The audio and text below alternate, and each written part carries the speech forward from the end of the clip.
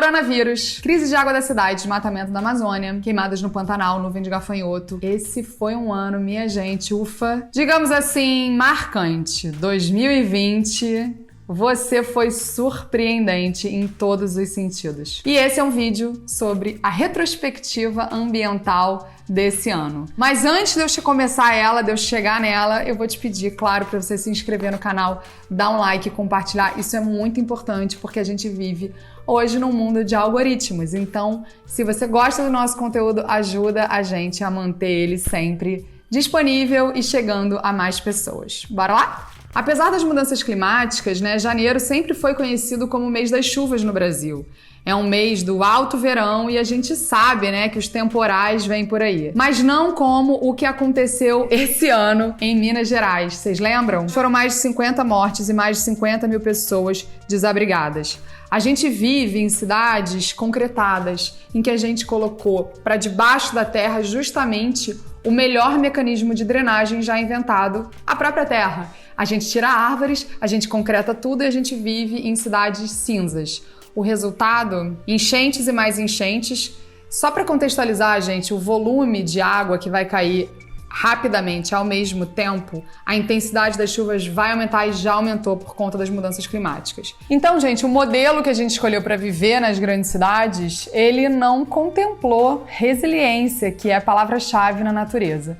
Por isso, a gente tem cada vez mais enchentes drásticas, que ainda se somam à quantidade de plástico que a gente consome, que entope bueiros. A gente vai precisar rever a nossa forma de vida geral, real, oficial. E voltando aqui para Minas Gerais, a quantidade de mortos e desabrigados tem a ver com o quê? Com o crime ambiental de Brumadinho. Quando a barragem rompeu, aquela lama toda escoou. E isso intensificou o problema de acúmulo dessa lama em várias regiões, o que causou também a enchente. Ou seja, gente, tá tudo de fato muito interligado e a gente tem feito escolhas que fazem essas interligações estourarem na parte mais fraca do rolê, que somos nós. Fevereiro. Gente, eu sinto que a crise da SEDAI de abastecimento de água aqui no Rio de Janeiro, ela foi um pouco abafada pelo coronavírus, mas ela não deveria. Por quê? Não sei se vocês lembram, mas o Rio Guandu, que é o rio que abastece a cidade do Rio de Janeiro, que é totalmente desguarnecido de segurança como deveria, afinal de contas, é um rio para abastecer essa metrópole principalmente. Ele foi contaminado por geosmina. Tinha detergente na água, tinha barro, tinha um monte de coisas que até hoje não sabem, tinha esgoto. E vários cariocas com diarreia. Aparentemente, nem todo mundo tá tão preocupado assim com a preservação de uma coisa simples assim, tipo a água. Eu vi muita gente comprando um monte de água mineral, muitos bairros sem fornecimento, muitos bairros com fornecimento impróprio. O problema da água mineral não preciso nem dizer, o lixo, mas também, e quem não tem acesso? O Estado tem que fornecer o básico para nossa sobrevivência. Água é uma dessas coisas. Então, essa questão também tem a ver com debate sobre privatização. Se faz sentido, se não faz, de que forma não. Até hoje a água não está completamente normal. O que acontece é que eles colocam mais um monte de químicos e, pelo que eu vi, não mudaram o sistema todo de prevenção. O que significa que isso pode acontecer, infelizmente, talvez nesse fevereiro. O fato foi abafado pelo coronavírus e a gente não deu a devida atenção. Segura que a gente tá em março ainda. Março, quarentena, gente? Março foi o mês que a pandemia chegou por aqui. A quarentena chegou no Rio de Janeiro no dia 17 de março, não sei onde você mora, não sei que dia chegou aí.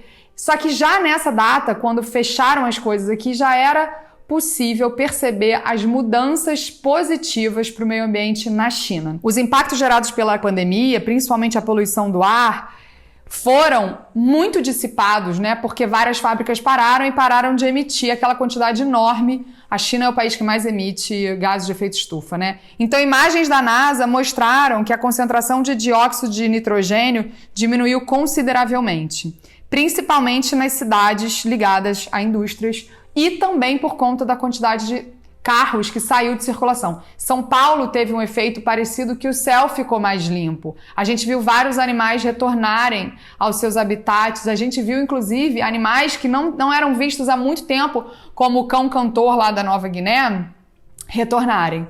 O que isso significa, gente? Significa que quando a gente dá um respiro. A natureza tem uma capacidade de se regenerar enorme, mas a gente precisa dar essa forcinha. A gente precisa ajudar que o ecossistema tenha essa potência. Então, março, começou o lockdown, teve muitas mortes, né? Já teve um começo, né, da gente sentir o que era esse vírus. Por outro lado, um vírus que só atingiu e só atinge até hoje os seres humanos. Acho que ele é muito emblemático e acho que ele tem ali uma mensagem subliminar de respiro que a gente precisa dar para Gaia. Abril chega com notícias piores ainda. Apesar da pauta do desmatamento da Amazônia ter percorrido durante meses as manchetes, porque era recorde atrás de recorde de aumento de desmatamento, abril de 2020 foi o recorde. E 171% maior se a gente comparar com o mesmo mês em 2019. Na época, ele foi noticiado como o maior desmatamento dos últimos anos, dos últimos 10 anos. Foram 529 quilômetros quadrados de floresta derrubada. E de acordo com o Sistema de Alerta de Desmatamento do Instituto Homem e Meio Ambiente da Amazônia, o IMAZON, que é super sério, quase 1/3 de toda a área desmatada estava dentro do Pará. A crise do desmatamento da Amazônia não aconteceu em 2020, ela começa a piorar no governo Bolsonaro, né, que é um governo declaradamente anti-meio ambiente. Só que as consequências disso são pra gente hoje, para todas as nossas futuras gerações e para o planeta inteiro. Porque quando a gente pensa que Gaia é um único organismo, a gente vê que o que a gente faz aqui afeta o mundo inteiro. Maio, não sei se vocês lembram, teve o rolê da MP 910, a MP da grilagem. Lembra? Rolou uma história toda para que essa MP fosse adiada. E aí ela virou um PL, um projeto de lei, o projeto de lei 2633. Para quem perdeu ou não se lembra, era uma medida provisória que depois virou um projeto de lei que basicamente incentivava a invasão de terras indígenas. Facilitava o desmatamento das florestas e ainda dava anistia a quem? Aos grileiros. Ou seja, a pessoa vai lá, ela invade as terras indígenas, ela desmata, ela passa corrente, ela bota fogo, que é essas formas que eles fazem, aí depois grila essa terra, invade, bota boi lá. Aí depois vai lá no governo e fala assim, gente, ó, essa terra é minha, você pode, por favor, me dar a propriedade? E justamente isso é essa MP, que depois virou PL, incentivava. E foi, assim, proposta para ser votada com urgência, porque realmente faz muito sentido, no meio de uma pandemia, votar uma MP da grilagem.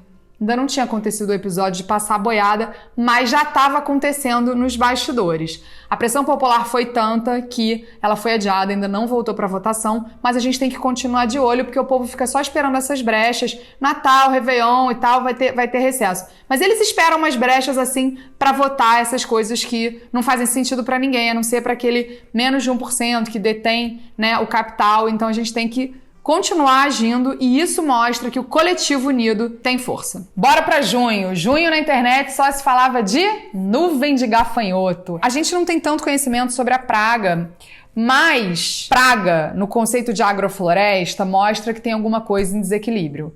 Só é possível que essa quantidade enorme de gafanhotos vire nuvens e ataque todas as plantações por conta do sistema de monocultura. Se não houvesse monocultura, não conseguiríamos ver esta manifestação do desequilíbrio de Gaia. Por quê? Porque se a gente não plantasse com monocultura e defensivos, a natureza teria a sua própria forma de se livrar de pragas. Então, quando a gente vê o que a gente chama de praga acontecendo, está mostrando um desequilíbrio. Nesse caso, da forma como a gente pensa a nossa alimentação. Então, junho foi só mais um lembretezinho, já tinha tido corona, né? Já tinha tido outros, de que a gente errou feio, a gente errou rude e a gente precisa refazer o rolê. Julho. De acordo com o SOS Pantanal, até o dia 11 de novembro, 4.344.000 hectares do bioma já tinham sido queimados, chegando no lamentável recorde de 29% do Pantanal consumido pelo fogo. Isso equivale a 29 cidades de São Paulo. Só que as queimadas do Pantanal começaram a ganhar mídia mais ou menos em setembro, mas o maior incêndio começou dia 21 de julho,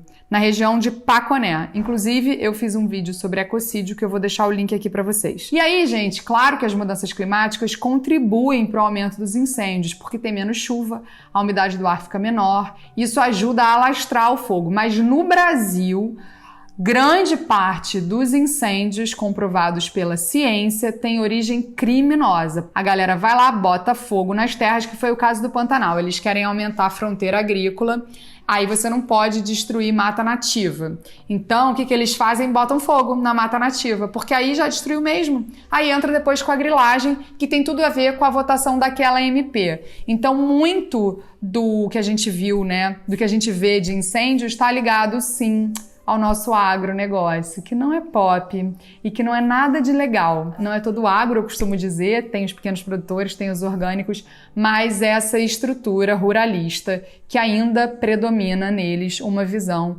de morte e de destruição. Agosto, Dia da Sobrecarga da Terra, 22 de agosto desse ano.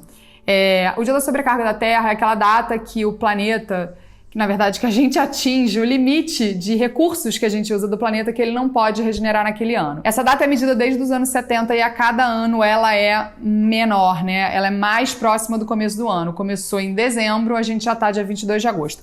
No ano passado, ela tinha sido 3 semanas antes, ela tinha sido no final de julho. A gente ganhou essas 3 semanas aí, de acordo com o Global Footprint Network, que é esse instituto que faz, que coleta esses dados, a gente ganhou essas 3 semanas por conta do Covid. Mas a gente não pode esquecer que pós-pandemia, a gente não pode querer voltar ao chamado business as usual, né? Que é essa expressão tão usada, voltar a fazer os negócios da forma que era. Afinal de contas, a gente precisa recuperar a economia. É justamente esse modelo econômico linear, esse modelo econômico de agricultura industrial que está levando a gente para o buraco e que faz com que doenças como o Covid se espalhem por aí. Então é justamente isso que a gente tem que endereçar. A gente não pode acreditar em balela de político falando que agora a gente vai ter que abrir mão de algumas legislações ambientais, afinal de contas a economia tem que voltar a funcionar. Não, a gente vai ter que criar modelos econômicos que se adequem à vida e não à morte. Somos mais de 7 bilhões de pessoas no planeta.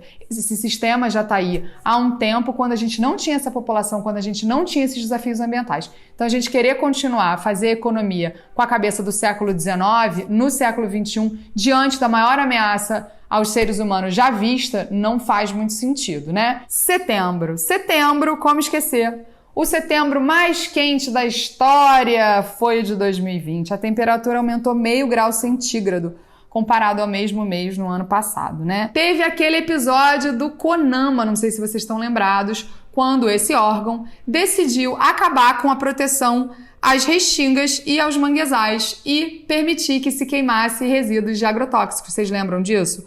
Bom, o órgão, ele supostamente deveria promover debates equilibrados acerca das questões ambientais entre empresários, entre sociedade civil e governo.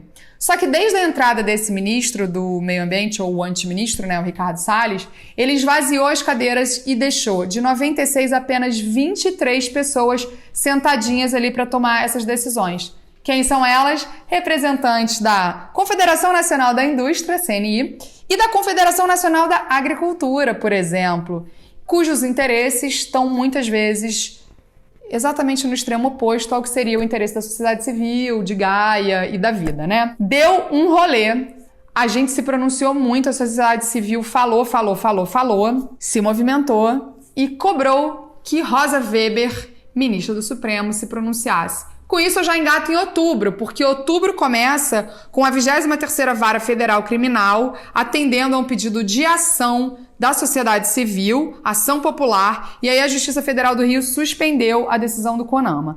Aí a gente fez muito barulho nas redes, a Justiça Federal do Rio derrubou. Aí depois derrubaram o veto da Justiça do Rio. E aí o STF derrubou oficialmente a decisão de Salles, que tirava a proteção das restingas e dos manguezais, e no mesmo mês o Ministério Público Federal pediu o afastamento dele do cargo por improbidade administrativa, o que a gente sabe que ainda não aconteceu, mas não é o primeiro pedido e a gente vai seguir pressionando e o MPF vai seguir pedindo por motivos óbvios, né? Em novembro, naquele último suspiro de Trump, os Estados Unidos formalizaram a sua saída do Acordo de Paris. Biden foi eleito presidente dos Estados Unidos e com isso vem uma proposta mais interessante em relação às mudanças climáticas, né? Já que ele se comprometeu em voltar para o Acordo de Paris, mas não só isso, investir 5 trilhões de dólares em medidas verdes do Green New Deal, que é um plano verde, né? Um novo plano verde para a reconstrução econômica dos Estados Unidos e várias outras coisas. Essa votação contra Trump, que é muito importante, essa entrada do Biden, significam sim uma mudança em relação ao posicionamento dos Estados Unidos, que é o segundo maior emissor, né, de gases de efeito estufa no mundo e o que lidera a economia em relação às mudanças climáticas e aonde o dinheiro vai ser investido. Então, sim, essa é uma votação muito importante porque ela não afeta só os Estados Unidos, ela afeta o mundo inteiro. E aí, falando ainda de Biden, ele já criou uma lista dos criminosos ambientais, mesmo sem ter ainda assumido. Nessa lista, quem é o primeiro lugar? Infelizmente, sim, é o Brasil. O Brasil está em primeiro lugar nessa lista que ele está criando dos fora da lei ambientais, não à toa. Com isso, aguardemos cenas dos próximos capítulos. Ele toma posse em janeiro e vamos ver como isso vai repercutir aqui e no mundo. Dezembro ainda não aconteceu e eu espero que dezembro seja um mês que a gente possa fazer um balanço do que aconteceu. Um balanço crítico, porque de tudo que eu citei aqui, nenhuma das coisas que aconteceram foram coisas naturais que não tiveram intervenção humana. A gente está falando de mudança climática, a gente está falando de coronavírus, a gente está falando de poluição da água que a gente bebe, a gente está falando de perda de biodiversidade, a gente está falando de queimadas, a gente está falando de várias coisas que foram causadas justamente pela ação humana. Então que a gente possa, de fato, depois de um ano tão intenso que foi 2020, um ano que mexeu no psicológico, né, de muita gente, um ano que a saúde mental, além da saúde física, está afetada e o próprio coronavírus deflagra crises em relação ao nosso sistema de saúde, crises em relação ao que a gente entende como saúde. Uma grande crise em relação a como a gente invade os ecossistemas, afinal a zoonose é uma doença que acontece porque a gente invade os ecossistemas e aí a gente quer comercializar animais silvestres, enfim. Tem muita pauta para reflexão do que aconteceu em 2020 e que a gente possa em 2021 cada vez mais se unir, se empoderar, que a gente possa em 2021 exercer o nosso papel como cidadãos, como consumidores, como seres, né, que somos parte dessa civilização planetária. Eu acho que tem uma coisa que aconteceu em 2020 que talvez pela primeira vez na história e com certeza pela primeira vez nos últimos 100 anos, a gente se viu todos na civilização planetária unidos por uma mesma causa, o combate a esse vírus. A gente paralisou economias do mundo inteiro, porque não adiantava só fechar a fronteira de um país, não adiantava só paralisar a economia de um lugar, paralisar a economia no sentido de fazer com que as pessoas ficassem em casa, porque a gente estava juntos ali tentando conter um vírus que traz morte. Só que a gente tem a oportunidade, né, com essas reflexões, com essa parada, de pensar que o nosso sistema é um sistema que traz morte. A gente vem, nos últimos 100 anos, construindo, e aqui eu não vou trazer um juízo de valor se intencional ou não intencionalmente, mas o fato é que o resultado do que a gente vem fazendo tem sido um resultado que gera mais morte do que vida sistêmica. A gente está numa crise sem precedentes de perda de biodiversidade, de extinção de massa, de mudanças climáticas. Se a gente não ajustar os nossos ponteiros e se a gente não se unir para de fato exigir que os tomadores de decisão advoguem pela vida e tomem decisões que façam sentido para uma maioria, talvez a gente não saia dessa. E eu acho que isso está ficando bem claro. A água está batendo na bunda e essa água está suja, essa água está imunda. Que a gente possa acordar e que a gente possa em 2021 lembrar que juntos somos mais fortes. Que não vai ser fácil, ninguém disse que ia ser, tem que ser divertido, senão não é sustentável, mas que a gente tem um dever. A gente está, nesse momento, a gente é a geração que já está vendo as mudanças acontecerem e é a única que pode reverter isso. Então a gente tem um papel, enquanto cuidadores desse ecossistema, de relembrar que estamos aqui como guardiões de Gaia.